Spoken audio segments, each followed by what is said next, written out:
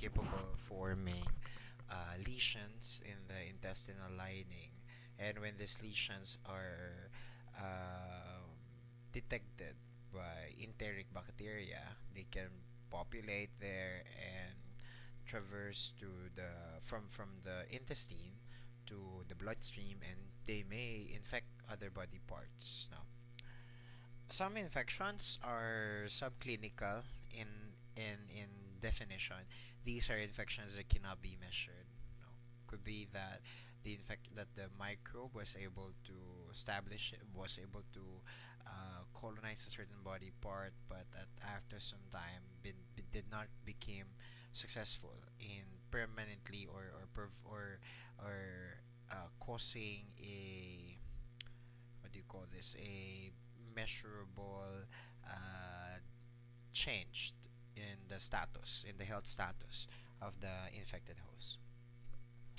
All right, enough with the vocabulary on infectious diseases. Let us now talk about how do we measure the existence of a disease or the phenomenon of disease in a certain case. When we talk about the new cases of people contracting a certain disease at a given time, we're referring to its incidence. The other hand, when we talk about the number of people who contracted the disease at a particular time, then we're talking about its prevalence. So difference between incidence and prevalence is the adjective new. So incidence refers to new cases, additional cases, while prevalence refers to, you can say, total number of cases at a particular time. In terms of frequency, infectious diseases can be termed as sporadic, endemic, epidemic, and pandemic. Sporadic diseases happen by patch, meaning they may happen in different locations of a certain country, but not really showcasing a recognizable connecting pattern or connected pattern. Endemic infectious diseases, on the other hand, happen in locations in which the microbial pathogen is present, is actually also described as endemic.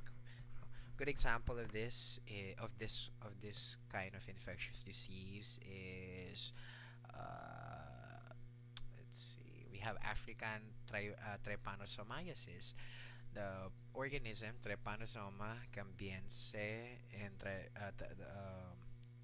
yeah, Trypanosoma species in Africa may cause sleeping sickness for regions where the parasite is found.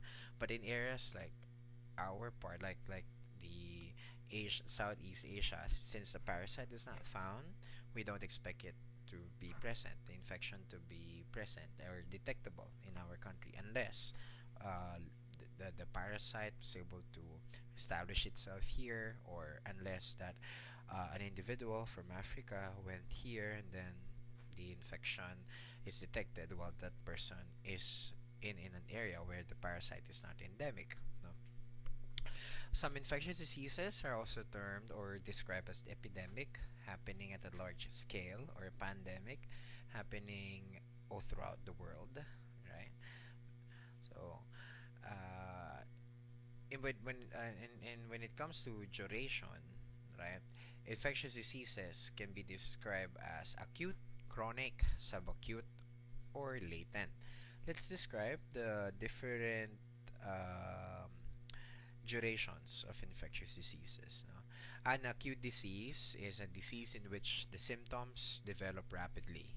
Contrary, a chronic disease is a disease in which the symptoms do not develop that rapidly compared to acute infections.